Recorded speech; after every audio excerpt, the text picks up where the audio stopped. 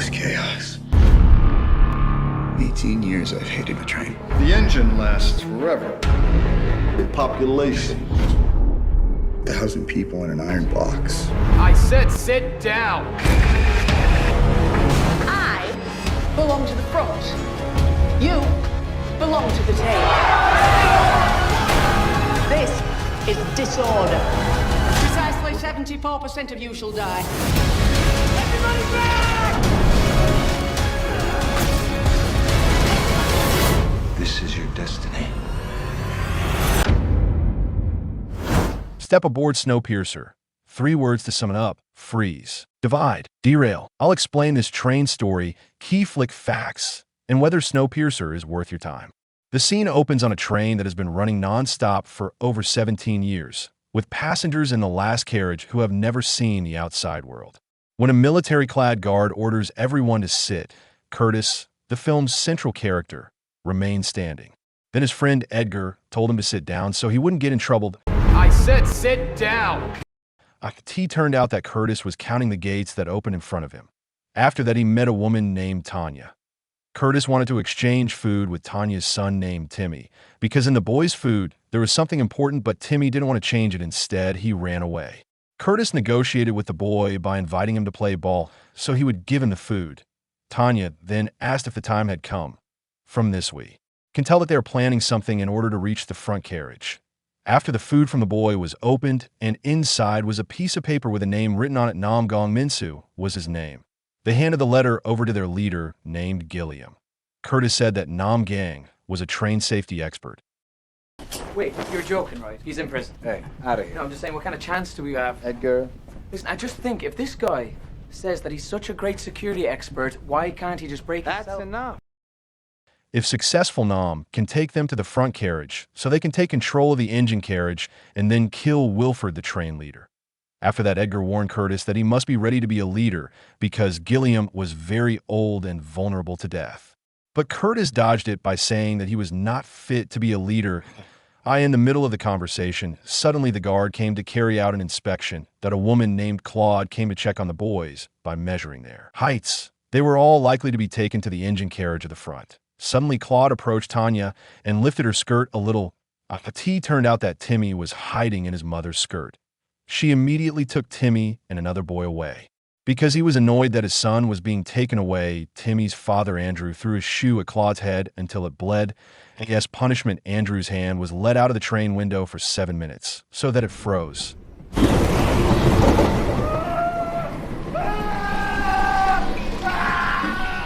Then a woman named Mason, who is Wilfred's right hand, threatened emphatically that all passengers must obey the rules and stay in their respective carriages according to their class. I belong on the head. You belong on the foot. Yes, so it is. While Andrew's frozen hands were then pulled and hit with a large hammer to break the ice that had covered his hands. But inhumanely.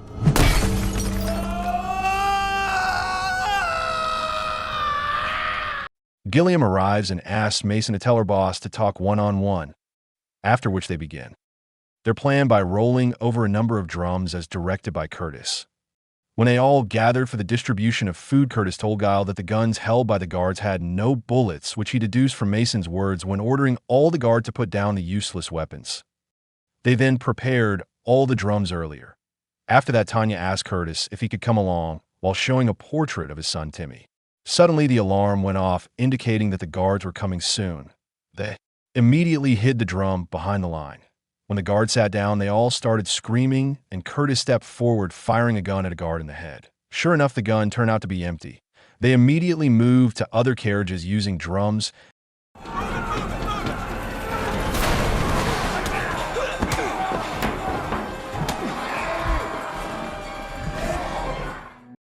A very large bodyguard went berserk.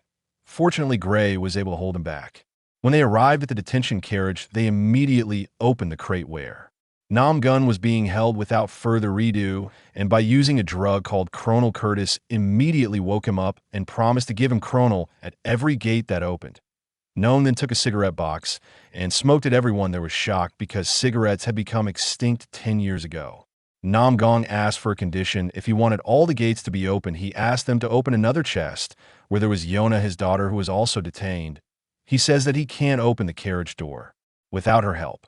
Yona actually has a sixth sense, so she can predict or see the future. While Curtis responded coldly, Yona's prediction was true that there were no guards in the front carriage when the door opened. There were no guards there. Door after door opened. They kept walking forward until they were startled by the dazzling sight from the window of what seemed to be a city that had been frozen, covered in snow. Then they arrived at the food maker's carriage. It turned out that the food maker was Curtis' friend named Paul. Curtis tries to get Paul along, but it seems he's already under Mason's influence, so he doesn't care what Curtis says anymore. How shocked they were when they found out that the basic ingredients of the food they had been eating all this time were cockroaches. Curtis immediately cursed at Paul. He said that the occupants of the front carriage ordered him to. Then Nam Gong tried to open the next door. Casually, it looked like Edgar couldn't wait, while Yona had a bad feeling and asked her father not to open the door. It turned out that behind the door people were wearing masks and armed with axes. Then a fight ensued. They killed each other brutally.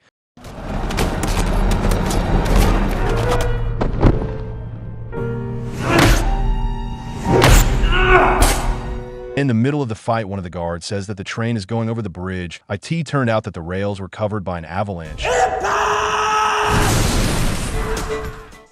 But the train kept going and caused a great shock as it passed. After crossing the bridge, Mason gave another speech and said that the occupants of the rear carriages were dissidents. Suddenly, Curtis throws something at Mason, making her angry. Then she gives her men to use a kind of lens called night vision, where if you use it, you'll be able to see in the dark. It turned out that the train was about to enter a tunnel, so it became dark immediately. The masked people massacred them.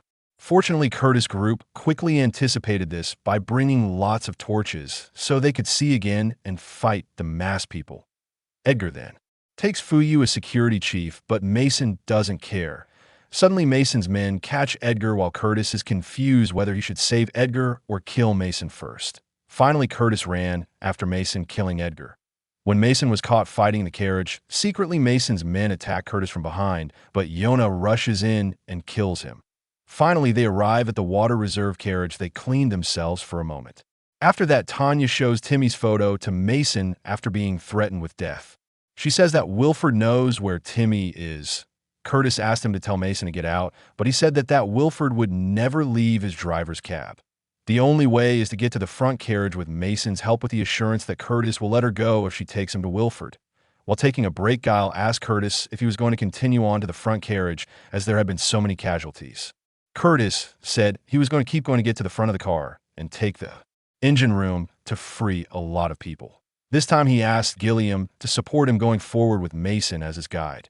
Before setting off, Gilliam told Gray to come with Curtis. When the door was opened, how cool the view in the carriage was. It turned out that there were many plants such as oranges and other fruits.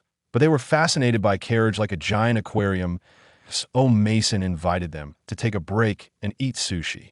Seeing all that luxury, Curtis told Mason to take turns eating the food that was given to him and his group. Mason was forced to eat food made from the cockroaches. After passing through the meat supply carriage, they entered a special carriage like a class in a school. Seeing a lot of children, Tanya immediately looked for her child who was kidnapped, but unfortunately she couldn't find it. Then a child told her that he had seen a boy who looked like Timmy heading for the front carriage. In that class, there was a teacher who was showing a video showing the great Wilford how he geniusly created the train that is being ridden now, and the train has traveled dozens of countries without stopping, and it's been going on for 17 years. After chanting Wilfred's song, the teacher told the children to look in the window where there were some rebellious people. They froze to death because of how cold it was outside. Then the bald-headed guard came to distribute New Year's eggs from Wilford. When distributing eggs to the occupants of the back carriage, the bald guard immediately took out a gun and shot at them. Likewise with the teacher, who fired on the entire class carriage and hit Andrew to death.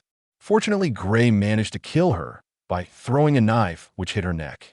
Suddenly, from the CCTV camera in the rear carriage, Wilfred's man, Franco, shot Gilliam, killing him instantly as revenge.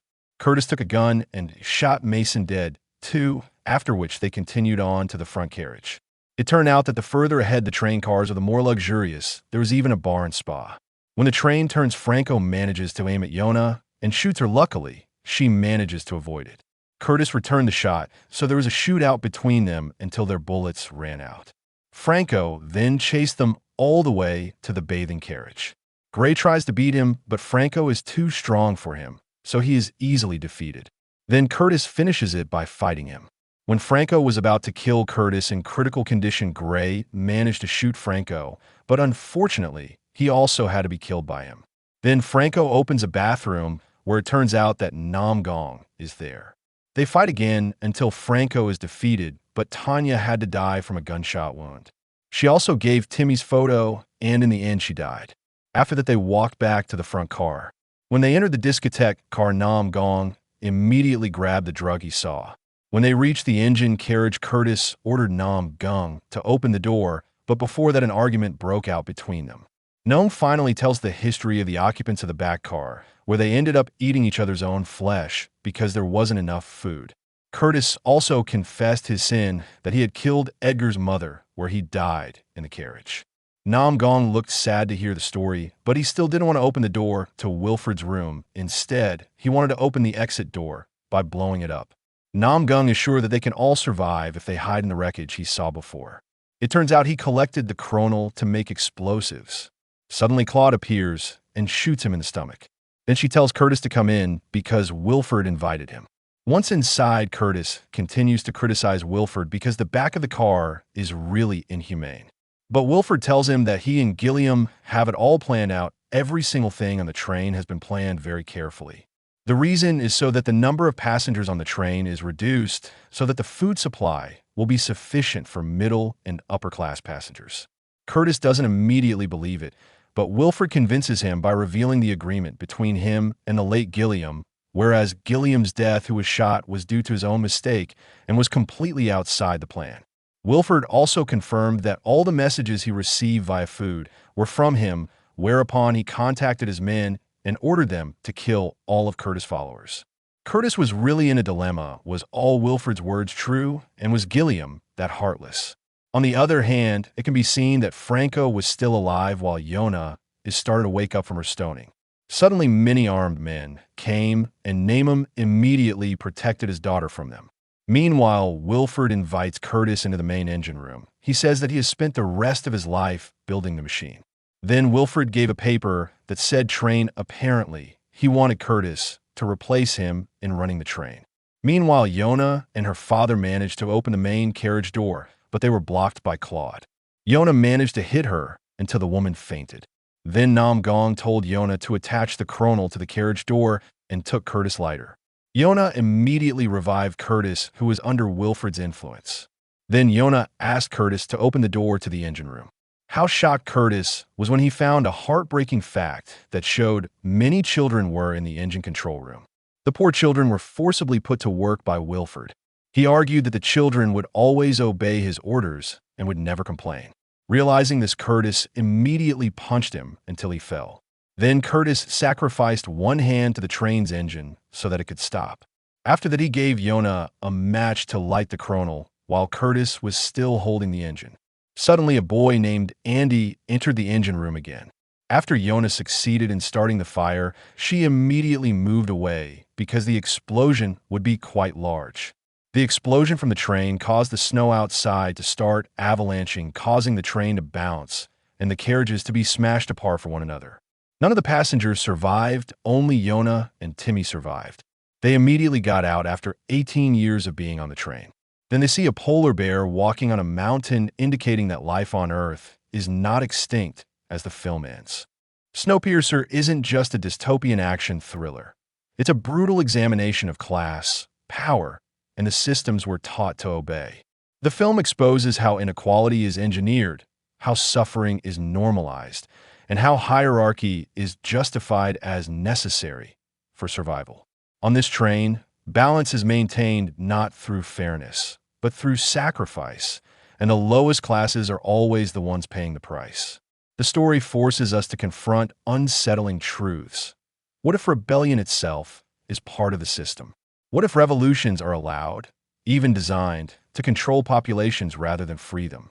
And what happens when survival depends on accepting injustice as order?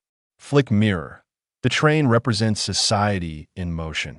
A closed system where progress is impossible without oppression. The engine becomes a god, worshipped blindly, while human lives are reduced to replaceable parts in a machine that demands obedience above morality.